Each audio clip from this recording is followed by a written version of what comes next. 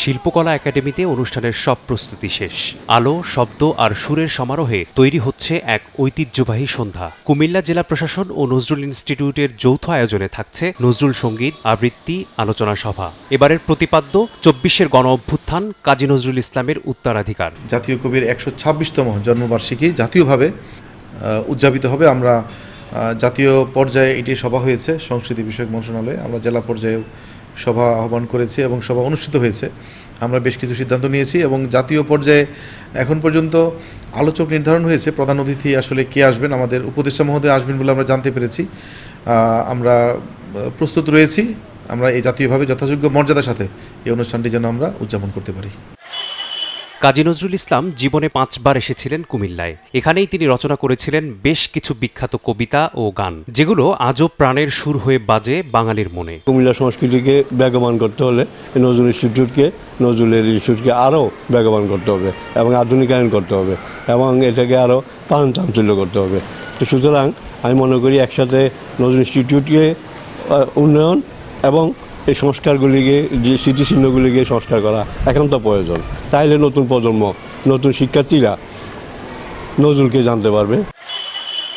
Nazrul institute কেন্দ্রের জাদুঘরে প্রতিদিন ভিড় করছেন দর্শনার্থীরা। দেখতে আসছেন কবির দুর্লভ আলোকচিত্র, হস্তলিখিত কবিতা, এমনকি তার ব্যবহৃত জিনিসপত্র। ওনার কাছে আমরা চিরঋণী যে আমাদেরকে উনি এত এত উপহার দিয়ে গেছেন ওনার লেখার মাধ্যমে।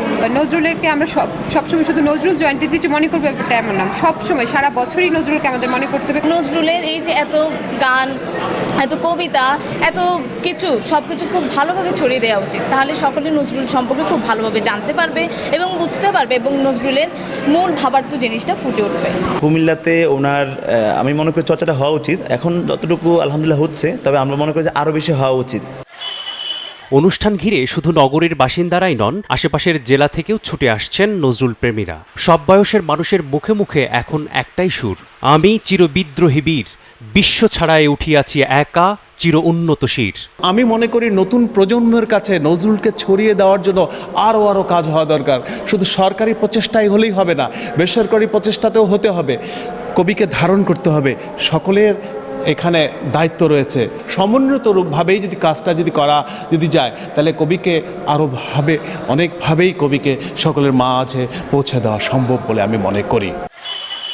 ১২৬ বছর পেরিয়েও নজরুল আমাদের প্রাণে বেঁচে আছেন, বেঁচে থাকবেন তার কবিতার মতো করে, বিদ্রোহী, ভালোবাসার আর মুক্তির বার্তা নিয়ে। সময় সংবাদ, কুমিল্লা।